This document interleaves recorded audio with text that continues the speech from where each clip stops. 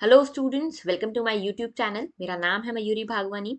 आज हम डिस्कस कर रहे हैं 8 जनवरी 2022 का द हिंदू न्यूज़पेपर। सो ये द हिंदू एनालिसिस हम शुरू करें उससे पहले मैं आपको एक चीज़ बता दूं कि 7 जनवरी का जो द हिंदू एनालिसिस था वो हम नहीं कर पाए थे because of my not so good health. तो इसीलिए हम यहाँ पे 7 जनवरी का भी द हिंदू एनालिसिस आपके लिए लेकर आ चुके हैं। आपको ये हमारे चैनल पे मिल जाएगा, उसके बाद ही हम ये 8 जनवरी का द हिंदू एनालिसिस पोस्ट कर रहे हैं। ओके, तो ये एनालिसिस हम शुरू करें उससे पहले मैं आपको कुछ चीज़ें बता दूं कि आप मुझसे इन 3 प्लेटफॉर्म्स के थ्रू कनेक्ट कर सकते हो। टेलीग्राम में मैं आपको मयूरी भागवानी के नाम से मिल जाऊंगी। ये चैनल है हमारा, इस पे हम डेली इस लेक्चर की पीडीएफ पोस्ट करते हैं एट 5 PM। तो आपको ये लेक्चर की पीडीएफ अगर चाहिए तो आप टेलीग्राम से कनेक्ट कर सकते हो। इसके अलावा ये पीडीएफ आपको डिस्क्रिप्शन बॉक्स में भी मिल जाएगी। दूसरी चीज़, टेलीग्राम चैनल पे हम रोज़ रात में एक क्विज कंडक्ट करते हैं जिसमें कि हम आज जो भी हमारे करंट अफेयर्स हमने डिस्कस किए, स्टडी किए, उनसे रिलेटेड प्रीलिम स्पेसिफिक क्वेश्चन मैं आपके लिए पोस्ट करती हूँ। और इसके अलावा मुझे जब भी आपसे कुछ डिस्कशन करना होता है, कुछ भी आपसे चीज़ें पूछनी होती हैं, तो उसको मैं पोल्स यहाँ पे कंडक्ट करा के पूछ लेती हूँ। तो आप इसमें पार्टिसिपेट कर सकते हो अगर आप इस टेलीग्राम चैनल को ज्वाइन करो तो। दूसरी चीज़, अगर आपको कोई भी दुख दर्द परेशानी हो रिगार्डिंग यूपीएससी तो आप इस मेल आईडी से मुझे कनेक्ट कर सकते हो। और आप मुझसे ट्विटर पे भी कनेक्ट कर सकते हो, इस नाम से मैं आपको ट्विटर पे भी मिल जाऊंगी। ऑलराइट, आगे बात करते हैं आज के टॉपिक्स की। तो GS1 में हम डिस्कस करेंगे, हमारे पास कुछ भी नहीं है GS1 के लिए। GS2 में हम डिस्कस करेंगे इंटरनेशनल रिलेशंस में कजाकिस्तान इशू के बारे में। जो हमारा 7 जैन का द हिंदू एनालिसिस वीडियो आ चुका है, उसमें मैंने इस कजाकिस्तान इशू को बहुत डिटेल में डिस्कस किया है, तो वहां पे आप इसको देखिएगा। यहाँ पे मैं इसका सिर्फ डेवलपमेंट डिस्कस करूंगी। Okay, next, Japan US defence deal के बारे में हम समझेंगे। पॉलिटी में हम FCRA नॉट के बारे में समझेंगे। तो इसमें देखो क्या हो रहा है ना, बहुत दिनों से हम एनजीओस के बारे में पढ़ रहे हैं, एनजीओस की फंडिंग के बारे में पढ़ रहे हैं, ये देख रहे हैं कि किस तरह से रेगुलेट होती है अंडर FCRA। FCRA क्या है? Foreign contribution regulation act. तो इसी के लिए एक डेवलपमेंट हुआ है, इसको देखेंगे हम। सोशल जस्टिस में हम यूनिफॉर्म सिविल कोड के बारे में समझेंगे। GS3 में हम देखेंगे एनिमल्स इन सर्कस के बारे में। इसके अलावा हम यहाँ पे एक एडिटोरियल डिस्कस करेंगे फॉरेस्ट रिस्टोरेशन से रिलेटेड। इकोनॉमी में हम जीडीपी ग्रोथ रेट के बारे में देखेंगे। और इंडिया जो है सेकंड लार्जेस्ट इकोनॉमी बनने जा रही है, इसके बारे में भी एक न्यूज आर्टिकल है, इसको हम डिस्कस करेंगे। GS4 में we have nothing for today. Okay, अच्छा एक चीज और, काफी लोगों के मुझे मेल्स आते हैं, मैसेजेस मिलते हैं, कमेंट्स मिलते हैं कि अगर हम आपकी जो लेक्चर है उसको प्रॉपर्ली देख रहे हैं, उनकी पीडीएफ्स को प्रॉपर्ली स्टडी कर रहे हैं, उसमें जो दिए आर्टिकल्स हैं उसको वर्ड टू वर्ड रीड कर रहे हैं, तो क्या हम न्यूज़पेपर छोड़ सकते हैं?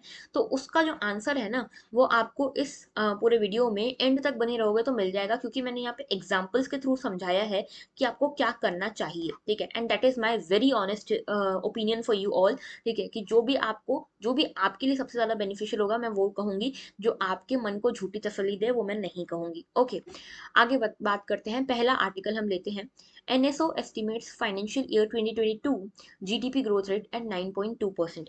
तो देखो यहाँ पे एनएसओ क्या है? नेशनल स्टैटिस्टिकल ऑफिस, जो कि जीडीपी एस्टिमेट करता है। तो यहाँ पे इन्होंने एस्टिमेट किया है कि फाइनेंशियल ईयर 22 यानी कि 2021 से लेके 22 तक का जो भी था, उसके लिए इन्होंने एस्टिमेट किया है कि 9.2% इसकी जीडीपी ग्रोथ रेट रहने वाली है, ऐसा इनका एस्टिमेट है। तो यहाँ पे इन्होंने बोला है कि कोविड-19 अगर इसकी थर्ड वेव आ जाती है तो हो सकता है कि ये जो एस्टिमेट है ये इम्पैक्ट हो इसके फाइनल नंबर्स पे। लेकिन अभी तक की जो सिचुएशन चल रही है उसके हिसाब से 9.2% हमारी जीडीपी रेट रह सकता है। जीडीपी क्या है? यहाँ पे ग्रॉस डोमेस्टिक प्रोडक्शन। ठीक है, तो यहाँ पे ग्रॉस डोमेस्टिक प्रोडक्शन जो है, हमारे जीडीपी जो है वो 9.2% रहेगी। अब देखो आपके लिए इंपॉर्टेंट क्या है, ये फिगर्स ना बार बार बदलते हैं, तो ये फिगर आपके लिए उतना इंपॉर्टेंट नहीं है, आपके लिए इंपॉर्टेंट है ट्रेंड याद रखना। तो ये देखो यहाँ पे आप देख रहे हो, ये जो ग्राफ दिया है यहाँ पे धीरे धीरे फाइनेंशियल ईयर 13 से लेके दिखाया गया है 22 तक का। तो 21 का जो फाइनेंशियल ईयर था उसमें हमने देखा नेगेटिव ग्रोथ रेट, -7.3 का परसेंट का ग्रोथ रेट था। मतलब हमारी जीडीपी ग्रो करने की जगह कॉन्ट्रैक्ट करी थी। ठीक है, तो ये इस तरह से देखो, पहले तो बढ़ा काफी, फाइनेंशियली 17 तक, 2017 तक ये जीडीपी रेट बढ़ रहा था। उसके बाद ये जीडीपी रेट बहुत तेजी से घटना शुरू हुआ और 21 में तो ये बिल्कुल नेगेटिव चला गया because of Covid pandemic, lockdown वगैरह लगा था इसीलिए। तो इकोनॉमिक स्लो डाउन हमने देखा, रिसेशन हमने देखा, तो इसी के लिए ये इकोनॉमिक कॉन्ट्रैक्शन हुआ था। उसके बाद अब एस्टिमेटेड है कि 9.2% रहेगा जीडीपी ग्रोथ रेट अगर सब कुछ सही चलता है तो। लेकिन अगर कोविड आ जाता है, कोविड की थर्ड लेयर आ जाती है, थर्ड वेव आ जाती है, तो हो सकता है कि यहाँ पे ये जो प्रोजेक्शन हैं, ये जो एस्टिमेट्स हैं, ये गलत साबित हो जाए और इनके अंदर कुछ बदलाव आपको देखने को मिले। ठीक है, तो ये चीज़ आपको ध्यान रखनी है। दूसरी चीज़ ये कि यहाँ पे 6 to 6.5% अगर Q3 में भी राइज हो जाता है फाइनेंशियल ईयर 2022 का, तो यहाँ पे देखा जा सकता है कि GDP expansion is set to slip below 5% in ongoing quarter. तो देखो यहाँ पे बात की गई है आगे के एस्टिमेट्स की, लेकिन ये इतना इंपॉर्टेंट नहीं है आपके लिए फिगर्स। आप बस इतना याद रखना कि 9.2% अभी एस्टिमेट किया गया है, जब तक नया फिगर नहीं आता। ठीक है, और ट्रेंड आपके लिए समझना बहुत जरूरी है। ऑलराइट, आगे बात करते हैं। अब देखो जीडीपी क्या है, ग्रॉस जीडीपी क्या होती है, नॉमिनल क्या है, रियल जीडीपी क्या है, ये सब कुछ मैं आपको समझाती हूँ, बेसिक्स। तो जीडीपी का मतलब क्या है? जीडीपी है gross domestic product.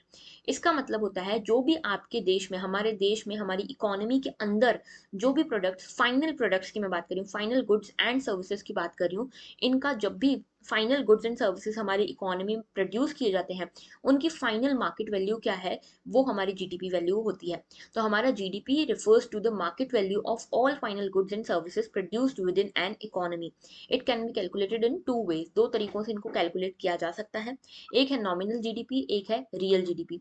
Nominal GDP क्या है? नॉमिनल जीडीपी जो है ये करंट मार्केट प्राइस पे होती है। मतलब मान लो कि 2015 है और 2022 है। 2015 में आपको एक कैंडी होती थी, वो कैंडी आपको यहाँ पे 10 रुपीज की मिलती थी, और वही कैंडी आज की डेट में आपको 15 रुपए की मिलती है। तो यहाँ पे ये 15 रुपए जो है फाइनल गुड है। फाइनल गुड यहाँ पे ये जो 15 रुपए इसकी मार्केट वैल्यू है, ये यहाँ पे जीडीपी में कॉन्ट्रीब्यूट जब करता है, तो इसको हम कहते हैं नॉमिनल जीडीपी। ठीक है, नॉमिनल जीडीपी यानी कि करंट मार्केट प्राइस पे हम इसकी जीडीपी निकाल रहे हैं। ठीक है, इसमें हमने इन्फ्लेशन को काउंट नहीं किया है। इसमें जब हम इन्फ्लेशन को काउंट करते हैं ना जीडीपी काउंट करने में, उसको हम कहते हैं फिर रियल जीडीपी। यानी कि हमने यहाँ पे ये देखा कि कितना यहाँ पे जो इन्फ्लेशन रेट कितना बड़ा है, और उस हिसाब से जो भी फाइनल रेट बड़ा है उसकी तरफ हम देखते हैं। तो nominal GDP is counted at current market price, and GDP is calculated as per the market price for the year for which the GDP is calculated. मान लो 2022 के लिए अगर हम जीडीपी कैलकुलेट कर रहे हैं, तो उसमें हम 15 रुपए के हिसाब से जीडीपी कैलकुलेट करेंगे। रियल जीडीपी में क्या होता है? बेस ईयर प्राइस के हिसाब से यहाँ पे जीडीपी काउंट किया जाता है। यानी कि market price at base year जो होता है, उसके हिसाब से हम यहाँ पे जीडीपी काउंट करते हैं। मतलब कि 10 रुपए से 15 रुपए की तरफ जब हम आए हैं, इसमें ये जो 5 रुपए एक्स्ट्रा बढ़े हैं, ठीक है, उसके अलावा जो इन्फ्लेशन रेट जो हुआ है, इन सबको काउंट करते हुए हम यहाँ पे फाइनल जीडीपी काउंट करते हैं। ये हमारा रियल जीडीपी होता है। इसमें हम इन्फ्लेशन जो है उसको निगेट कर देते हैं। तो यहाँ पे आपको समझना है कि जो नॉमिनल जीडीपी होता है वो हमेशा आपको देखने को मिलेगा ज्यादा होगा। क्यों? क्योंकि जनरली इन्फ्लेशन जो है वो बढ़ता रहता है। अगर इन्फ्लेशन अच्छा है, इन्फ्लेशन रेट हाई है, तो उसमें आप देखोगे कि नॉमिनल जीडीपी जो है वो रियल जीडीपी से ज्यादा होगा। लेकिन अगर इन्फ्लेशन रेट कम है, यानी कि इन्फ्लेशन कम हो रहा है, डिफ्लेशन ज्यादा हो रहा है, तो उस केस में रियल जीडीपी आपको नॉमिनल जीडीपी से ज्यादा देखने को मिलेगी। ओके, अब देखो क्या हुआ था कि काफी टाइम से 2021 वाला जो पूरा साल था वो इकोनॉमिक रिसेशन में हमारा गुजरा। ऐसा क्यों? क्योंकि हमारा कोविड पैंडेमिक चल रहा था, इकोनॉमिक लॉकडाउन थे, सब कुछ ठप था, इसीलिए। तो इकोनॉमिक रिसेशन होता क्या है? इकोनॉमिक रिसेशन का मतलब है जब दो कॉन्जिक्यूटिव क्वार्टर्स के लिए आपकी जो जीडीपी है, आपका जो सेल्स है, इनकम है, एम्प्लॉयमेंट है, वो डिक्लाइन देखने लगे, तो उसको आप कहते हो रिसेशन। और इकोनॉमिक रिसेशन पहली बार इंडिया में आया था इन द लास्ट 41 ईयर्स। तो लास्ट आया था 1979-80 में। उसके बाद पहली बार हमारे देश में इकोनॉमिक रिसेशन आया। और इसमें क्या हुआ कि दो कॉन्जिक्यूटिव क्वार्टर्स के लिए, यानी कि क्वार्टर्स क्या होते हैं? मान लो ये एक पूरा साल है, इसमें कितने होते हैं महीने? 12 महीने होते हैं। ठीक है, ये 12 महीने को जब आप 4 पार्ट्स में डिवाइड करोगे, तो 3-3 महीने के चार क्वार्टर्स बनेंगे। ठीक है, 3 मंथ, 3 मंथ, 3 मंथ, 3 मंथ, ये 4 क्वार्टर्स हैं। तो इसको Q1, Q2, Q3, Q4 बोलते हैं। ठीक है, तो ये क्वार्टर्स, जब दो कॉन्जिक्यूटिव क्वार्टर्स जो है, कोई भी दो कॉन्जिक्यूटिव क्वार्टर्स जब रिसेशन देखने लगे, डाउनफॉल देखने लगे, डिक्लाइन देखने लगे, उसको हम कहते हैं इकोनॉमिक रिसेशन। इंडिपेंडेंट इंडिया की हिस्ट्री में सिर्फ 5 ऐसे ईयर्स रहे हैं जिसमें नेगेटिव जीडीपी ग्रोथ रेट देखने को मिली है। जिसमें एक था 1958, फिर 66, फिर 73, फिर 80। उसके बाद अब 21 में पहली बार यहाँ पे हमने देखा कि -7.3% की जीडीपी थी। अब हमारा प्रोजेक्शन है कि आगे आने वाले साल में 9.2%, अगर सब सही रहता है, तो हमारी जीडीपी रेट हो सकता है। ओके, जीडीपी ग्रोथ रेट हो सकता है। और तो ये थे बेसिक्स। आगे बात करते हैं। देखो यहाँ पे एक जीडीपी का यहाँ पे एक फॉर्मूला दिया है जो आप सभी ने पढ़ा होगा शायद। देखो यहाँ पे जीडीपी का फॉर्मूला है, ये वाई रिप्रेजेंट करता है एग्रीगेट डिमांड को, और ये डिमांड से ही जीडीपी काउंट की जाती है। तो टोटल डिमांड जो है डोमेस्टिक आउटपुट के लिए, जीडीपी यहाँ पे काउंट होती है। वाई जो है यहाँ पे जीडीपी को रिप्रेजेंट करता है, एग्रीगेट डिमांड को रिप्रेजेंट करता है। ठीक है, अब ये कैसे निकलता है? यहाँ पे ये सी का क्या मतलब है? सी का मतलब है जितनी भी कंजप्शन हो रहा है, कंजप्शन के कारण जो भी स्पेंडिंग हो रही है, हाउस होल्ड जो भी स्पेंडिंग कर रहे हैं वो आता है सी के अंतर्गत। आई के अंतर्गत आता है इन्वेस्टमेंट, जो भी हमारे देश में इन्वेस्टमेंट हो रही है, बिजनेसेस कर रहे हैं, हाउस होल्ड्स कर रहे हैं, वो सब। उसके अलावा जी आता है गवर्नमेंट एक्सपेंडिचर, गवर्नमेंट क्या क्या एक्सपेंडिचर कर रही है गुड्स पे सर्विसेज पे, वो सब। और एनएक्स यहाँ पे रिप्रेजेंट करता है इम्पोर्ट माइनस एक्सपोर्ट को, ठीक है। तो टोटल हमारे एक्सपोर्ट और इम्पोर्ट कितने हो रहे हैं, सॉरी एक्सपोर्ट माइनस इम्पोर्ट आप इसको काउंट कर सकते हो। एक्सपोर्ट माइनस इम्पोर्ट को यहाँ पे रिप्रेजेंट करता है एनएक्स, ठीक है। तो यहाँ पे टोटल एक्सपोर्ट आपका कितना है, इम्पोर्ट कितना है, उन दोनों का जो भी नेट फाइनल वैल्यू है वो है एनएक्स। तो ये सब कंपोनेंट्स मिलके एग्रीगेट डिमांड को डिसाइड करते हैं और एग्रीगेट डिमांड ही हमारी जीडीपी को डिसाइड करती है। ओके, आगे बात करते हैं। देखो ये एक डेवलपमेंट है, इसी के लिए मैं आपको बोल रही थी, वरना मैं आप आज ना ये वाला जो आर्टिकल है ये लेने नहीं वाली थी यहाँ पे हमारे लेक्चर में, लेकिन मैंने लिया क्योंकि आपको मैं बताना चाहती थी कुछ। क्या बताना चाहती थी, आप लोगों ने मुझसे पूछा कि अगर हम पीडीएफ फॉलो करें तो क्या हम न्यूज़पेपर पढ़ें या नहीं पढ़ें। मैंने आपको हर बार ही कहा है कि newspaper is irreplaceable.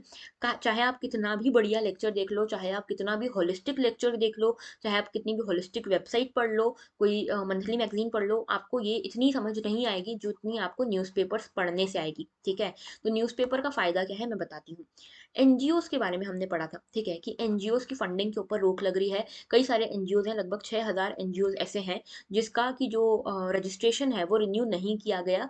Home ministry ने इनका रजिस्ट्रेशन रिन्यू नहीं किया, ये कहते हुए कि इन्होंने या तो रजिस्ट्रेशन के लिए अप्लाई नहीं किया है, और अगर अप्लाई किया है तो ये एडवर्स इनपुट्स के कारण इनके एनजीओज को यहाँ पे रजिस्ट्रेशन रिन्यू नहीं किया गया। तो यहाँ पे हमने देखा था कि यहाँ पे एक मदर टेरेसा का भी एक एनजीओ था जिसके लिए रजिस्ट्रेशन रिन्यू नहीं किया गया था, ठीक है। तो इस तरह के कुछ और भी थे, एक रामकृष्ण मिशन था, इसका भी रजिस्ट्रेशन रिन्यू नहीं किया गया था। तो इसके बारे में हम डिटेल में पढ़ चुके हैं। एफसीआरए एक्ट क्या है, फॉरेन कंट्रीब्यूशन रेगुलेशन एक्ट क्या है, किस तरह से एनजीओज की फंडिंग को रेगुलेट किया जाता है, ये सब कुछ हम डिटेल में पढ़ चुके हैं, ठीक है। अगर आज आप सिर्फ न्यूज़पेपर छोड़ अगर आप न्यूज़पेपर छोड़ दो और सिर्फ पीडीएफ देखो, तो ये अगर मैं नहीं रखती ना आर्टिकल, तो आपको ये डेवलपमेंट नहीं पता चलता। अब देखो इसमें मेरे लिए आपको कुछ बेसिक्स देने के लिए नहीं है, कुछ भी मेरी साइड से इनपुट देने के लिए नहीं है, इसमें सिर्फ आपकी रीडिंग चाहिए। क्या चाहिए, इसमें नया डेवलपमेंट ये हुआ है कि एफसीआरए नोड जो मना कर दिया गया था, मिशनरी ऑफ चैरिटी, ये जो है एक एनजीओ है, मदर टेरेसा का एनजीओ है। इसमें क्या हुआ था कि एफसीआरए एक्ट के अंतर्गत, फॉरेन कंट्रीब्यूशन रेगुलेशन एक्ट के अंतर्गत, मिनिस्ट्री ऑफ होम ने इसको रजिस्ट्रेशन रिन्यू करने के लिए मना कर दिया था इस एनजीओ का, ठीक है। अब क्या हुआ कि बहुत ज़्यादा प्रोटेस्ट हुआ, बहुत ज़्यादा ब्रिटिश पार्लियामेंट में भी इसके ऊपर बहुत डिबेट हुआ। तो फाइनली अब इतने सारे प्रेशर के कारण अब मिनिस्ट्री ऑफ होम ने इसको वापस से रिन्यू कर दिया है, इनके रजिस्ट्रेशन को। तो जो भी पहले इनके ऊपर रिस्ट्रिक्शन था कि इनका रजिस्ट्रेशन रिन्यू नहीं हुआ था, उसको रिस्टोर कर दिया गया है और अब इनका रजिस्ट्रेशन रिन्यू कर दिया गया है। इतना सा डेवलपमेंट, ठीक है, इतना सा डेवलपमेंट। अब आप सोचो कि हमको यहाँ पे कितने सारे इंपॉर्टेंट इश्यूज डिस्कस करने होते हैं। मैं आपको कोशिश करती हूँ मेजर इनपुट्स देने की, मैं कोशिश करती हूँ कि सिर्फ न्यूज़पेपर की न्यूज़ आपको ना दूँ, जो उसके पीछे बैकग्राउंड है, उसके पीछे की इन्फॉर्मेशन है, जिससे रिलेटेड क्वेश्चन हमारा बनता है, वो यहाँ पे आपको मैं इन्फॉर्मेशन दूँ, वो इनपुट में दूँ। अब ऐसे में ये डेवलपमेंट्स अगर मैं स्टार्ट कर दिया ना मैंने डिस्कस करना, तो लेक्चर ना इतना लंबा हो जाएगा, 1.5-2 घंटे का लेक्चर हो जाएगा। तो ये मैं नहीं कर सकती और ये आप लोग देखना भी पसंद नहीं करोगे। इसीलिए ये जो छोटे छोटे डेवलपमेंट्स हैं ये आपको न्यूज़पेपर से पता चलेंगे, ठीक है, क्योंकि अभी मेरे पास इसके अंदर और डिस्कस करने को कुछ भी नहीं है, सब कुछ डिस्कस हम कर चुके हैं। ऐसे ही एक और डेवलपमेंट आया है जो मैंने इसमें नहीं रखा है, वो ये कि हमने डिस्कस किया था ईडब्ल्यूएस कैटेगरी के बारे में, कि सुप्रीम कोर्ट ने सेंटर से पूछा है कि ईडब्ल्यूएस के बारे में आपने नीट, बेसिकली क्या हुआ कि नीट के जो स्टूडेंट्स हैं वो सुप्रीम कोर्ट के पास गए और उन्होंने कहा कि ये ईडब्ल्यूएस कैटेगरी का जो रिजर्वेशन है वो नहीं लगना चाहिए हमारी काउंसलिंग में। अब सुप्रीम कोर्ट ने फाइनली ये कह दिया है कि ठीक है, यहाँ पे ऐसा आपका कोई भी बात नहीं मानी जाएगी, क्योंकि सेंट्रल गवर्नमेंट जो है उन्होंने सही यहाँ पे दस्तावेज सामने रखे हैं। उन्होंने बताया कि कमेटी जो इन्होंने बिठाई वो बोलती है कि 8 लाख की जो इनकम है ईडब्ल्यूएस की वो बिल्कुल सही है, इसमें कुछ भी गलत नहीं है। इसीलिए सुप्रीम कोर्ट ने यहाँ पे ये कहा कि नहीं, इनका रिजर्वेशन अपहोल्ड करेगा, इनका रिजर्वेशन जो 10% इनको मिलता है वो मिलेगा, और ओबीसी को भी जो 27% रिजर्वेशन मिलता है वो मिलेगा। तो अब देखो ये इतना सा डेवलपमेंट है कि सुप्रीम कोर्ट ने कहा कि नहीं, इनको रिजर्वेशन मिलेगा। लेकिन जब हमने लास्ट टाइम ईडब्ल्यूएस का इशू डिस्कस किया था उस टाइम हमने ये देखा था कि ये बहुत हद तक क्लियर हो चुका था कि सुप्रीम कोर्ट यही बोलेगी।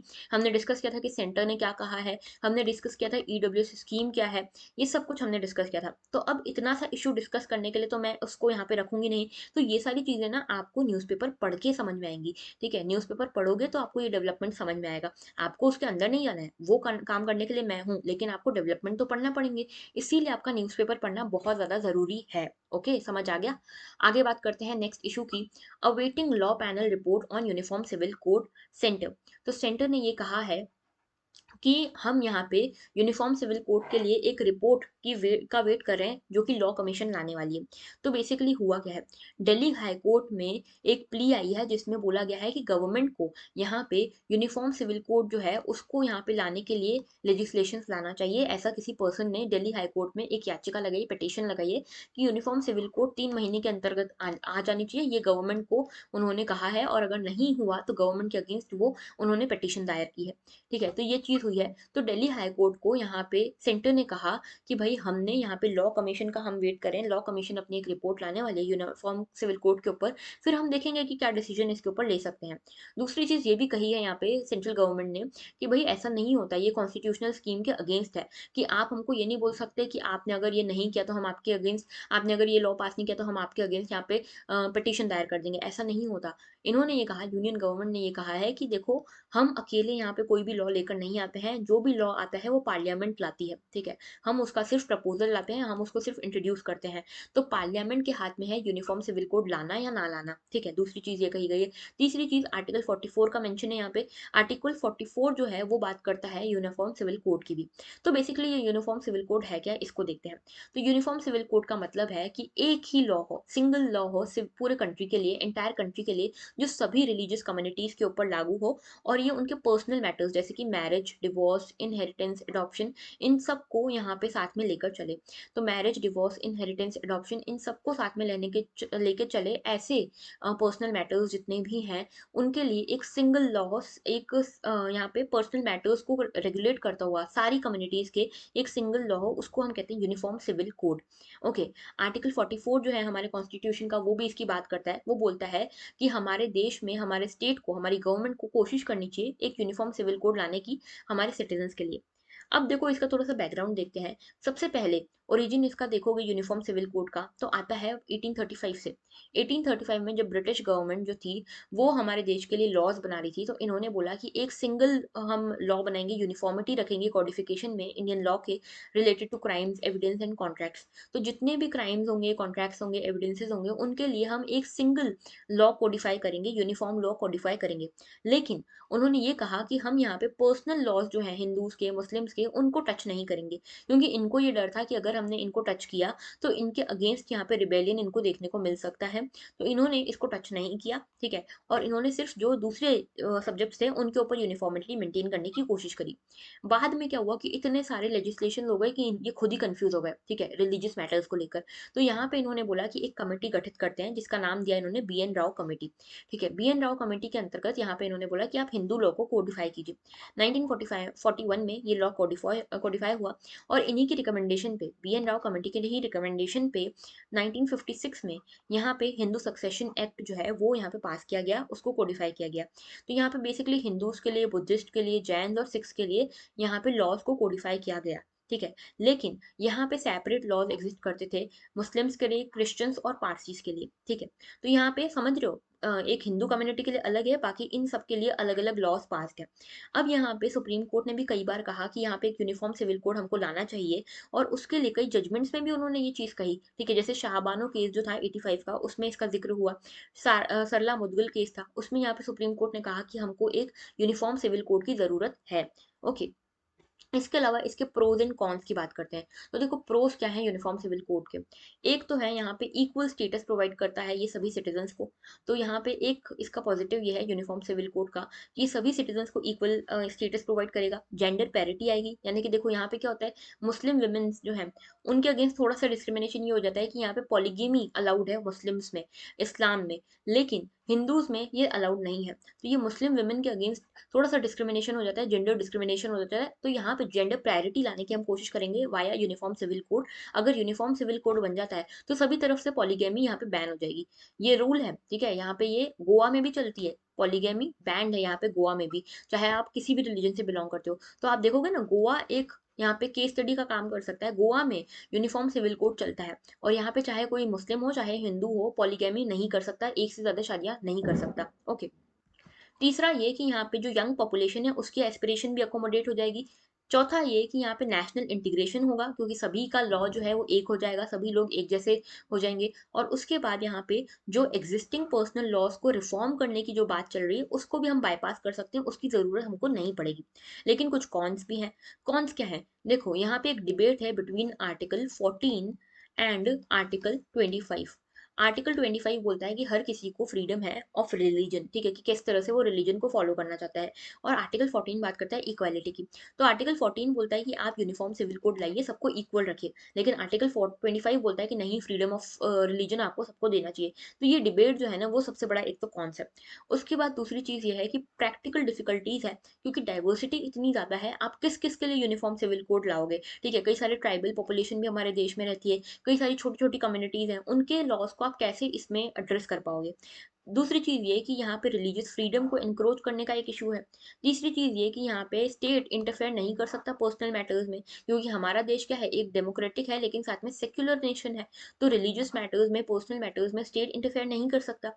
चौथी चीज़ ये कि सेंसिटिव है और टफ टास्क है इसको इम्प्लीमेंट करना, क्योंकि हम देखते हैं कि हमारे देश में हिंदूज एंड मुस्लिम्स के बीच में हॉस्टिलिटी बनी रहती है कई बार, और इन इश्यूज पे तो ज़्यादा ही कट्टरता बनी रहती है। तो इसीलिए इसको करना बहुत ज़्यादा सेंसिटिव हो सकता है, इसको इम्प्लीमेंट करना यूसीसी को। ओके। और कुछ लोग ये भी कहते हैं कि टाइम अभी प्रॉपर सूटेबल नहीं है, अभी और मेच्योर होने दो हमारे डेमोक्रेसी को, उसके बाद हम इसको ऐसा करेंगे। अभी कुछ लोग ये कहते हैं, तो कुछ लोग कहते हैं कि अभी टाइम मेच्योर नहीं है इसके लिए। तो आपको प्रोज और कॉन्स दोनों आपको इसके पता होने चाहिए, पॉजिटिव और नेगेटिव्स। ओके। मेंस में आपको ये क्वेश्चन आप बिल्कुल एक्सपेक्ट कर सकते हो। ओके। नेक्स्ट इशू है हमारा, vets seek rules to ban use of animals in circuses. तो सर्कस में आप यहाँ पे यहाँ पे वेटेरिनेरियंस है, उन्होंने कहा है, 100 से ज़्यादा वेटेरिनेरियंस हैं जिन्होंने ये कहा है कि सर्कस में जो एनिमल्स का यूज़ है इसको बैन करना चाहिए। इसको लेकर इन्होंने कई चिट्ठियाँ, कई मेल्स लिखे हैं हमारे minister of fisheries, animal husbandry and dairy को। ठीक है, तो ये लिखा है इन्होंने मिनिस्टर को हमारे, और ये लिखा है कि इनका जो यूज़ है एनिमल्स का वो बैन होना चाहिए सर्कस में। ऐसा क्यों लिखा है? क्योंकि इनका कहना है कि कई सारे रीजन हैं, जैसे कि एलिफेंट्स हो गए, इनको चेन्स में बांधा जाता है, हॉर्सेस को यहाँ पे और कैमल्स को यहाँ पे कॉन्स्टेंटली एक ही जगह पे रखा जाता है चेन्स में बांध के। कुछ डॉग्स हैं उनको केज किया जाता है, पंजरों में बंद किया जाता है। तो ये सब क्या है? ये सब है क्रूएलिटी ओवर द एनिमल्स। तो यहाँ पे फिजिकल अब्यूज भी फेस करते हैं एनिमल्स, जैसे कि इनको ट्रेन करने के लिए कई बार वेपन्स का यूज किया जाता है। तो यहाँ पे फोर्स किया जाता है एनिमल्स को ऐसी चीजें परफॉर्म करने के लिए जो उनके लिए काफी अननेचुरल है। तो इसीलिए पेटा जैसी जो ऑर्गेनाइजेशन है, people for ethical treatment of animals, इस तरह की जो ऑर्गेनाइजेशन है, एनजीओ हैं, इन सभी ने यहाँ पे हमारे जो मिनिस्टर हैं, मिनिस्टर ऑफ एनिमल हस्बेंड्री, इनको ये चिट्ठी लिखी है कि यहाँ पे सर्कसेस में एनिमल्स का जो यूज है उसको बैन करना चाहिए। अब इसमें एक एनिमल वेलफेयर बोर्ड भी है, जो कि स्टेचुटरी बॉडी है हमारी, prevention of cruelty to animals act के अंतर्गत इसको बनाया गया था। ये सेंट्रल गवर्नमेंट को एडवाइस करती है। इन्होंने भी सेंट्रल गवर्नमेंट को ये एडवाइस की है कि हमको यहाँ पे एनिमल्स के यूज को सर्कसेस में बैन करने के लिए एक लेजिस्लेशन लाना चाहिए। इसके अलावा सेंट्रल जू अथॉरिटी ने भी बीच में एक गोल्डन सर्कस को यहाँ पे बैन कर दिया था, यहाँ पे रिकॉग्निशन देने से मना कर दिया था, क्योंकि यहाँ पे वाइल्ड लाइफ स्पीसीज को प्रोटेक्ट करना चाहते थे ये। ठीक है। उसके अलावा यहाँ पे बोलीविया, बोस्निया, सिप्रस, ग्रीस, इस तरह के बहुत सारे देश हैं जहाँ पे सर्कस में वाइल्ड एनिमल्स का जो यूज है वो बैंड है। तो ये पूरा आर्टिकल था, लेकिन कुछ चीजें और हैं जो मैं आपको बताना चाहती हूँ। कौन कौन से चैलेंजेस हैं? देखो, एक तो कई सारे एलिफेंट्स, कई सारे एक्सोटिक बर्ड्स, कई सारे हिप्पोस, कई सारे वाइल्ड एनिमल्स को यूज किया जाता है ट्रिक्स वगैरह परफॉर्म करने के लिए सर्कस में, जो कि इनके लिए काफी घातक होता है, क्योंकि इनके ऊपर काफी ज्यादा अब्यूज होता है, फिजिकल अब्यूज। दूसरी चीज ये कि कई सारे ऐसे सर्कसेस हैं जो यहाँ पे पेपर वर्क भी यहाँ पे प्रॉपर कंप्लीट नहीं करते, क्योंकि उसके लिए उनको अलग से ज्यादा पेपर वर्क करना पड़ेगा अगर उनको एनिमल्स को अलाउ करवाना है तो कई सारे तो बिना पेपर वर्क के ही एनिमल्स को यूज कर रहे हैं। तीसरी चीज ये कि इन्वेस्टिगेशन दिखाती है कि यहाँ पे कई सारे एनिमल्स को कई कई घंटों तक, कई कई दिनों तक यहाँ पे चेन में बांधा रखा जाता है। ठीक है। कई सारे टाइम्स पे उनको प्रॉपर रेस्ट नहीं दिया जाता, उनको नेगेटिव रेनफोर्समेंट के थ्रू ट्रेन किया जाता है, इंस्ट्रूमेंट्स जैसे मेटल रॉड्स, वुडन स्टिक्स, इन सब के थ्रू उनको ट्रेन किया जाता है। उनको हुक्स में, स्पाइक्ड बेल्ट्स में यहाँ पे बांधा जाता है। तो काफी ज्यादा इनह्यूमेन नेचर इनके साथ परफॉर्म किया जाता है, इनह्यूमन बिहेवियर इनके साथ रखा जाता है। तो ये सब क्या है, एनिमल प्रोटेक्शन लॉज का डायरेक्ट वायलेशन है। इसीलिए हमको ज़रूरत है कि यहाँ पे हम एक तो बैन करें एनिमल्स के यूज़ को सर्कस में, और दूसरी चीज़ ये कि कोविड पेंडेमिक में तो इनफैक्ट ये देखा गया कि कई सारे जब सर्कस बंद थे तो इन एनिमल्स को ऐसे ही छोड़ दिया गया, ठीक है, स्टैंडर्ड छोड़ दिया गया, कहीं ना कहीं ये फंसे हुए थे, बिना किसी खाने के, बिना किसी पानी के, बिना किसी सपोर्ट के इन एनिमल्स को यहाँ पे छोड़ दिया गया उनके ठिकानों पे, मतलब जहाँ पे बंधे हुए थे पिंजरों में तो वहीं छोड़ के यहाँ के जो ओनर्स थे वो चले गए, ठीक है, तो अबैंडन कर दिया गया। तो बहुत ज़्यादा इनह्यूमन बिहेवियर इनके साथ हुआ कोविड पेंडेमिक के दौरान। तो अभी अथॉरिटीज़ को क्या करना चाहिए, अथॉरिटीज़ को सबसे पहले तो इनको रेस्क्यू रिहेबिलिट करना चाहिए और इनको रिलोकेट करना चाहिए। दूसरी चीज़ कि अभी तुरंत बेसिस पे इनको एनिमल्स को बैन करना चाहिए सर्कसेस से, और एक इंटरिम रिलीफ के तौर पे क्या कर सकते हैं कि इनकी कस्टडी, अभी सबसे पहले तो कस्टडी ले लेनी चाहिए, फिर लेजिस्लेशंस बनते रहें। ओके, अब यहाँ पे एक और चीज़ यहाँ पे आपको पता होना चाहिए एनिमल वेलफेयर बोर्ड के बारे में, जो कि मैंने अभी आपको बताया 1962 की बॉडी है और इस एक्ट के अंतर्गत बनाई गई है, तो ये स्टेचुटरी बॉडी है, यह याद रखना। ओके, और इसको बनाया गया था under the leadership of Rukmini Devi Arundale, तो ये याद रखना, रुक्मणी देवी अरुंदले याद रखना, prevention of cruelty to animal act याद रखना 1962, और एनिमल वेलफेयर बोर्ड भी याद रखना है आपको। ओके, आगे बात करते हैं। Kazakh leader issues shoot to kill order. तो कजाकिस्तान में क्या हुआ है, कजाकिस्तान का इशू मैंने कल डिस्कस, कल वाला जो हिंदू एनालिसिस है 7 जैन वाला, उसमें हमने डिस्कस किया हुआ है। कजाकिस्तान में बहुत ज़्यादा प्रोटेस्ट चल रहा है, अनरेस्ट चल रहा है। क्यों? क्योंकि यहाँ पे इकोनॉमिक क्रंच देखने को मिल रहा है, बहुत ज़्यादा इन्फ्लेशन देखने को मिल रहा है, फ्यूल प्राइजेस बहुत हाई हो रहे हैं, एलपीजी प्राइजेस बहुत हाई हो रहे हैं, जिसके कारण अनरेस्ट देखने को मिल रहा था। यहाँ पे कुछ लोग हैं जो सड़कों पे आ गए, कुछ लोग वेपन्स का यूज़ करने लगे, वायलेंस मेथड यूज़ करने लगे, ठीक है। तो ऐसी चीज़ों के लिए यहाँ पे जो लीडर हैं इनके, वो कह रहे हैं कि ये हमारे लोग नहीं, ये टेररिस्ट हैं और ये हमारे लोगों पे के ऊपर अटैक कर रहे हैं। तो इसके लिए यहाँ पे रशिया की भी मदद मांगी थी। अब यहाँ पे कजाकिस्तान ने कहा है कि यहाँ पे जो रशिया की मदद मांगी वो तो मांगी ही मांगी, उन्होंने अपनी आर्मी से भी कह दिया है कि अब जो भी आपको ऐसा दिखता है, जो भी लॉ एंड ऑर्डर को डिस्टर्ब करता हुआ दिखता है, टेररिस्ट ऑर्गेनाइजेशन से संबंधित आपको दिखता है, आर्म्ड एक्टिविटीज में इन्वॉल्व ट्रेंड तरह का दिखता है, उसको आप बिल्कुल शूट टू किल ऑर्डर आपके मेरे पास हैं, आप इनको शूट कर सकते हो, ठीक है। तो ये चीज़ कही है, बहुत ज़्यादा इंस्टेबिलिटी देखने को मिल रही है कजाकिस्तान में। इसका पूरा इशू अगर आपको जानना हो तो आप 7 जैन का द हिंदू एनालिसिस देख सकते हो, उसमें मैंने बहुत डिटेल में इसको डिस्कस किया हुआ है। ओके, तो ये भी एक डेवलपमेंट था जो मुझे आपको बताना था। नेक्स्ट इशू की बात करते हैं, ये है आज का editorial, the baton of forest restoration in the net zero race. तो यहाँ पे बात की गई है फॉरेस्ट रिस्टोरेशन की। तो कुल मिला के यहाँ पे बोला गया कि COP26 अभी हुआ था ग्लासगो में, उसमें आप सभी ने सबने देखा कि यहाँ पे इंडिया ने कमिट किया कि हम 2070 तक नेट जीरो एमिशन की तरफ बढ़ेंगे। लेकिन यहाँ पे ऑथर कह रहे हैं कि आप कर क्या रहे हो इस एमिशन की तरफ, नेट जीरो एमिशन की तरफ बढ़ने के लिए। तो यहाँ पे ये बोलते हैं कि यहाँ पे कुछ स्टडीज बताती हैं कि लैंड सिंक्स जो हैं, लैंड बेस्ड सिंक्स यानी कि फॉरेस्ट जो है, वो यहाँ पे काम करते हैं कार्बन को यहाँ पे अक्वायर करने का, कार्बन सिक्विस्टेशन का, लेकिन ये सिर्फ 37% काम करते हैं, ठीक है। और कुछ स्टडीज तो बोलती है कि सिर्फ 32% काम करते हैं। तो इसके लिए इनका प्रॉपर होना बहुत ज़्यादा ज़रूरी है, फॉरेस्ट एरियाज को हमको रिस्टोर करना भी ज़रूरी है, इनका कंजर्वेशन करना भी हमारे लिए बहुत ज़रूरी है। तो ऐसे में यहाँ पे बताया गया कि इंडिया जो है, उसने अभी जो नया स्टेट ऑफ फॉरेस्ट रिपोर्ट आई थी, उसमें बताया गया कि यहाँ पे 15,000 स्क्वायर किलोमीटर लास्ट 6 सालों में जोड़े हैं हमने यहाँ पे इंडिया के फॉरेस्ट एरिया में। लेकिन स्टेट ऑफ फॉरेस्ट रिपोर्ट की बात मानो तो 1989 और 2019 इन दोनों के डाटा को अगर हम देखें तो 89 में लगभग 7.83% फॉरेस्ट ऐसा था जो ओपन फॉरेस्ट था, ओपन कैटेगरी में आता था, यानी कि इसकी डेंसिटी जो थी फॉरेस्ट की काफ़ी कम थी, 10 से 40% इसकी डेंसिटी होती थी। अभी जो है 2019 में ये जो रेट है ओपन फॉरेस्ट का, ये बढ़ के 9.26% हो गया, यानी कि ये जो ओपन फॉरेस्ट है ये बढ़े हैं। इसका मतलब क्या है, फॉरेस्ट नहीं बढ़ा है, ओपन फॉरेस्ट बढ़े हैं। ओपन फॉरेस्ट यानी कि इनकी डेंसिटी कम हुई है, यानी कि जो फॉरेस्ट एरिया है वो डिग्रेड हुआ है, उसकी क्वालिटी यहाँ पे डिग्रेड हुई है। और ऐसा क्यों हुआ है? Because of the encroachment, grazing, fire, इन सभी के कारण यहाँ पे ये सब हुआ है। उसके अलावा यहाँ पे हम डेवलपमेंट एक्टिविटीज में इतने ज्यादा घुस गए हैं। सबसे बड़ा जो रीजन ये बताते हैं वो ये बताते हैं कि यहाँ पे पब्लिक पार्टिसिपेशन जो है वो बहुत कम है। इसका सबसे बड़ा ये कारण है कि यहाँ पे कार्बन सिक्विस्ट्रेशन प्रॉपरली नहीं हो पा रहा है because of these reasons. Okay, अब दूसरी चीज ये भी है कि यहाँ पे एक हिस्टोरिकल डिपार्चर देखा गया है। पहले क्या होता था, नेशनल फॉरेस्ट पॉलिसी जो है हमारी 88 की, उसमें भी ये कहा गया है कि यहाँ पे हम लोकल कम्युनिटीज को इंगेज करेंगे फॉरेस्ट को कंजर्व करने के लिए, प्रोटेक्ट करने के लिए। लेकिन यहाँ पे देखा गया है कि ये जो लोकल कम्युनिटीज है, ये पार्टनरशिप मोड में पहले तो काम कर रही थी, लेकिन अभी इनका जो पार्टनरशिप है, पार्टिसिपेशन है, वो काफ़ी कम होता गया है और रिस्ट्रिक्ट हो गया है, सिर्फ फॉर्मेलिटी बेसिस हो गई है, अभी इनका पार्टिसिपेशन उतना नहीं है। ठीक है, जैसे आप देखोगे फॉरेस्ट डेवलपमेंट एजेंसीज जो हैं वो भी यहाँ पे ऑटोनॉमस मॉडल पे काम कर रही थी, लेकिन यहाँ पे इन्होंने जॉइंट फॉरेस्ट मैनेजमेंट कमिटीज बनाई थी। ठीक है, ये जॉइंट फॉरेस्ट मैनेजमेंट कमिटीज में क्या होता था, जो भी यहाँ के लोकल कम्युनिटीज हैं वो साथ में पार्टिसिपेट करती थी फॉरेस्ट डिपार्टमेंट के साथ, और यहाँ पे फॉरेस्ट को कंजर्व करने के लिए, रिस्टोर करने के लिए काम करती थी, और ये काफ़ी अच्छा चल रहा था। लेकिन अभी देखा गया है कि ये जो सिस्टम है ये उतना अच्छा चल नहीं रहा है, क्योंकि यहाँ पे पार्टिसिपेशन जो है कम्युनिटीज़ का कम हो गया है। पहले क्या होता था कि सिर्फ प्रोटेक्शन ही नहीं, यहाँ पे बायोडाइवर्सिटी का डेवलपमेंट भी करती थी ये जो जो पार्टिसिपेशन होता था ना कम्युनिटी का, उसके थ्रू प्रोटेक्शन तो होता ही था, बायोडाइवर्सिटी भी प्रमोट होती थी, साथ में फायर्स को कंट्रोल करने में फॉरेस्ट में ये हेल्प करते थे, और इसी के साथ मैन एनिमल कॉन्फ्लिक्ट को भी यहाँ पे रिड्यूस करने में हेल्प करते थे। लेकिन अभी क्या हुआ है, सब्सिक्वेंट फंडिंग इनको प्रॉपरली नहीं मिल पा रही है, फंडिंग नहीं मिल पा रही है, कोई प्रॉपर लेजिस्लेशन नहीं है, कोई प्रॉपर सपोर्ट नहीं है, इसके लिए कम्युनिटीज ने पार्टिसिपेट करना धीरे धीरे कम कर दिया।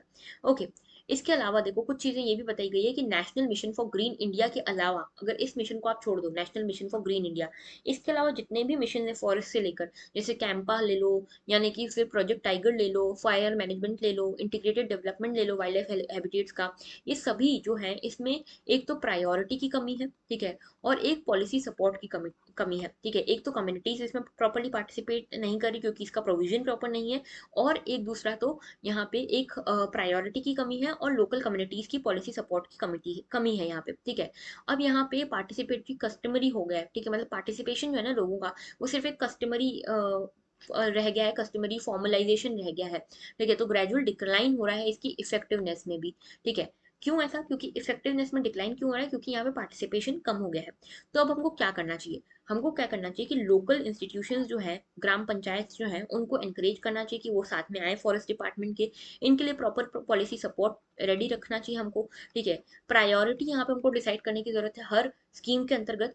उसके अलावा इनको फंडिंग हमको प्रॉपर करने की जरूरत है ऐसी स्कीम्स को जिसमें हम चाहते हैं कि यहाँ पे पॉलिसी सपोर्ट हो, पब्लिक पार्टिसिपेशन हो।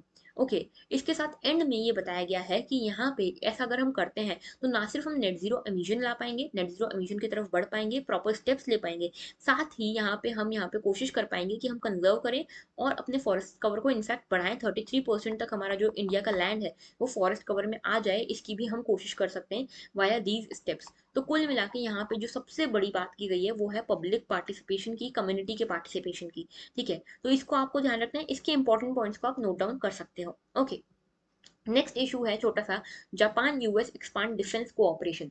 तो डिफेंस कोऑपरेशन को लेकर जापान और यूएस जो है वो यहाँ पे वापस से एक्सपांड कर रहे हैं डिफेंस कोऑपरेशन, ये देखते हुए कि चाइना जो है उसके जो है उसकी जो एक्सपांशनिस्ट एम्स है वो बढ़ते जा रहे हैं, उनके जो यहाँ पे दखल देने का जो सिस्टम है वो बढ़ता जा रहा है। तो बेसिकली जापान ने क्या किया है, जापान ने ये दिया है यूएस को एक इशारा, जापान ने यूएस को ये कहा है कि आप जो अपने 50,000 ट्रूप्स को हमारे देश में रखते हो तैनात, उनको आप आगे भी कंटिन्यू करो। ठीक है, उनको आप एक्सपांड करो, क्योंकि यहाँ पे ये 50,000 ट्रूप्स जो यूएस के जापान में रहते हैं, इनका जो भी खर्चा पानी होता है, जो भी इनका फंडिंग होती है वो जापान करता है। ठीक है, तो यहाँ पे बेसिकली जापान ने ये कहा है कि यूएस हमें ये 50,000 ट्रूप्स हमारे यहाँ पे तैनात रखे। क्यों, क्योंकि चाइना जो है कंटिन्यूसली एक थ्रेट बना हुआ है जापान के लिए, और यही चीज चाइना जो है एक कंटिन्यूस राइवल भी है यूएस का आज के टाइम पे, तो इसीलिए यूएस भी इसमें इन्वॉल्व होने को तैयार है। तो नया एग्रीमेंट ये कहता है कि हम ज़्यादा ग्रेटर रिसोर्सेज को इन्वेस्ट करेंगे और अपनी मिलिट्री रेडीनेस को हम बढ़ाएंगे, इंटरऑपरेबिलिटी को भी हम बढ़ाएंगे, ये चीज़ यहाँ पे कही गई है। तो टोक्यो जो है उसने यहाँ पे कहा है, जापान ने ये कहा है कि हम आपका जो भी कॉस्ट होता है वो पे करेंगे। और जापान ने अपना, देखो यहाँ पे क्या हुआ ना कि जापान ने ये कहा कि हम कोई भी मिलिट्री नहीं रखेंगे। क्यों, क्योंकि सेकेंड वर्ल्ड वॉर के बाद जापान ने ये कहा कि हमको लगता है ये बहुत घातक है पूरे वर्ल्ड के लिए, डिफेंस सिस्टम रखना है भी बहुत घातक है। लेकिन जापान को समझ आया कि बाद में कि आसपास के देश उसके बहुत अच्छे नहीं है। ठीक है, तो उससे उनको खतरा है जापान को। तो यहाँ पे जापान ने बोला कि हम अपना राइट टू वेज वॉर तो छोड़ रहे हैं, सेकेंड वर्ल्ड वॉर के बाद इन्होंने बोला कि हम यहाँ पे किसी के ऊपर भी वॉर वेज नहीं करेंगे, इसका हमने अपना हक ही छोड़ दिया है, राइट टू वेज वॉर हमने छोड़ा है। लेकिन इसके साथ हम यहाँ पे क्लोज अलायंस मेंटेन करेंगे यूएस के साथ, क्योंकि यूएस इनको मिलिट्री अलायंस प्रोवाइड करेगा, मिलिट्री जो भी कैपेबिलिटीज हैं वो प्रोवाइड करेगा। ठीक है, तो इंडिया की, सॉरी, वर्ल्ड की थर्ड लार्जेस्ट इकोनॉमी है, लेकिन थर्ड लार्जेस्ट इकोनॉमी को डिफेंड करने के लिए इन्होंने यूएस की मदद मांगी है, यूएस की मिलिट्री अलायंस यहाँ पे किया हुआ है। ठीक है, तो फॉरेन मिनिस्ट्री जो है वहाँ यहाँ की, उन्होंने बोला है कि हम नया पैकेज ला रहे हैं 5 साल के लिए, और यहाँ पे लगभग 211 बिलियन येन जो है हम यहाँ पे हर साल प्रोवाइड करेंगे यूएस को अपने ट्रूप्स को मेंटेन करने करने के लिए, ठीक है। अब यहाँ पे ऐसा क्यों हो रहा है? क्योंकि बीजिंग जो है, चाइना जो है, वो काफ़ी ज़्यादा प्रोवोकेटिव अपना स्टैंड रख रहा है साउथ चाइना सी में, ईस्ट चाइना सी में, उसके अलावा ताइवान में। यहाँ पे बहुत ज़्यादा एग्रेसिव दिख रहा है चाइना, इसीलिए यहाँ पे जापान और यूएस थोड़े से कॉशियस हैं। और यहाँ पे देखो, नॉर्थ कोरिया का भी पार्टनर है चाइना, तो नॉर्थ कोरिया में भी हमने देखा एक बैलिस्टिक मिसाइल उन्होंने अभी अभी लॉन्च किया है। तो इन सभी कारणों के कारण चाइना और नॉर्थ कोरिया के थ्रेट को देखते हुए यूएस और जापान कॉशियस रहते हुए इस डिफेंस डील को, इस मिलिट्री कोऑपरेशन को एक्सपांड कर रहे हैं, ठीक है। तो ये एक छोटा सा इशू था, आपको पता होना चाहिए। नेक्स्ट इशू है India to surpass Japan as Asia second largest economy by 2030। तो इंडिया जो है एशिया की सबसे बड़ी सेकेंड लार्जेस्ट इकोनॉमी बन सकती है जापान को सरपास करते हुए बाय 2030। ये चीज यहाँ पे कही गई है। तो फर्स्ट कौन है? एशिया की सबसे बड़ी इकोनॉमी कौन है? चाइना है। उसके बाद अभी सेकंड जो है वो है जापान। ऐसे में ये कहा गया है कि 2030 तक हो सकता है कि जापान को हटा के इंडिया आ जाए, एशिया की सेकंड लार्जेस्ट इकोनॉमी बन जाए 2030 तक इंडिया। ये किसने कहा है? ये कहा है यहाँ पे आईएचएस मार्केट ने, ठीक है।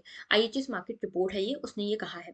तो यहाँ पे ये भी कहा है कि हो सकता है कि इंडिया जो है वो जर्मनी को, यूके को, इन सबको भी रिप्लेस कर दे, ठीक है, नंबर 3 बन जाए बहुत जल्दी, ठीक है। तो अभी क्या हो रहा है ना कि इंडिया की नॉमिनल जीडीपी लगभग 2.7 ट्रिलियन डॉलर है, ठीक है, 2.7 ट्रिलियन डॉलर है अभी आज के टाइम पे। लेकिन इसको ये एस्टिमेटेड है कि ये 8.4 ट्रिलियन डॉलर हो सकती है बाय 2030। और इसीलिए इंडिया जो है जापान को सरपास कर सकता है, सेकंड लार्जेस्ट इकोनॉमी बन सकता है एशिया पैसिफिक रीजन की। दूसरी चीज ये कि 2030 तक हो सकता है कि लार्जेस्ट वेस्टर्न यूरोपियन कंट्रीज जो है, जैसे कि जर्मनी है, फ्रांस है, यूके, इसको भी सरपास कर सकता है इंडिया, ठीक है। तो लॉन्ग टर्म आउटलुक क्या है इंडिया के लिए कि जो की ग्रोथ ड्राइवर्स हैं उनके ऊपर अगर इंडिया सपोर्ट रखता है, उसके ऊपर काम करता है, तो इंडिया बिल्कुल ये कर सकता है। और इसमें पॉजिटिव फैक्टर ये है, इंडिया के पास जो पॉजिटिव स्ट्रेंथ जो है इंडिया की, वो ये है कि इंडिया की जो मिडिल क्लास है वो स्ट्रेंथन हो रही है, मिडिल क्लास जो है एक्सपांड हो रही है। ये मिडिल क्लास ही है जो देश में डिमांड क्रिएट करती है, ठीक है। डिमांड क्रिएट करने वाली जो देश में क्लास रहती है ना, वो मिडिल क्लास रहती है। और जब डिमांड क्रिएट होती है तभी जीडीपी बढ़ता है, तभी इकोनॉमी चलती है। इसीलिए ये जो मिडिल क्लास जो है वो जब डेवलप हो रही है, उसके कारण जो कंज्यूमर स्पेंडिंग बढ़ रहा है, उसके कारण जीडीपी ग्रोथ रेट हो रहा है, और उसके कारण हमारी इकोनॉमी आगे जा रही है। अभी हमने थोड़ी देर पहले फर्स्ट इशू हमने जो डिस्कस किया था, उसमें हमने जीडीपी का फॉर्मूला देखा था। उसमें एक फैक्टर था सी। तो सी क्या था? कंज्यूमर डिमांड, ठीक है, जो हाउस होल्ड की डिमांड है वो। तो जब कंज्यूमर्स की डिमांड बढ़ती है तो जीडीपी भी बढ़ती है। ओके। अब दूसरी चीज ये कि यहाँ पे फुल फिजिकल ईयर के लिए इन्होंने एस्टिमेट किया है कि 8.2% ग्रोथ रहेगी जीडीपी की। और जो अभी देखा हमने कि एनएसओ ने क्या किया है एस्टिमेट, एनएसओ ने किया है 9.2% का जीडीपी ग्रोथ रेट, इन्होंने किया है 8.2% का। तो हमको इन फिगर्स के ऊपर नहीं जाना है, हमको बस थोड़ा बहुत एस्टिमेट याद रखना है, ट्रेंड याद रखना है। ओके। अब यहाँ पे ये भी कहा गया है कि कंज्यूमर मार्केट तो बढ़ ही रहा है, इसके अलावा इंडस्ट्रियल सेक्टर भी इंडिया का काफी बढ़ रहा है, जिसके कारण इन्वेस्टमेंट बहुत ज्यादा बढ़ रहे हैं इंडिया में। और यही कारण है कि इंडिया की इकोनॉमी इतनी तेजी से डेवलप कर रही है। India is one of the fastest growing economies of the world, ठीक है। और इसके पीछे कारण ये है, एक तो मिडिल क्लास कंज्यूमर डिमांड, और दूसरा इन्वेस्टमेंट जो बढ़ रही है इंडिया में। ओके। तो ये आपको इशू थोड़ा याद रखना है, ये ट्रेंड बताने के लिए मैंने यहाँ पे रखा है इकोनॉमी के। ऑलराइट, आगे बात करते हैं। चलो, आज के लिए इतने ही थे आर्टिकल्स। तो आई होप आपको ये लेक्चर अच्छा लगा होगा, इसने आपकी हेल्प भी की होगी। So that was all for today. Thank you for watching and have a very good day.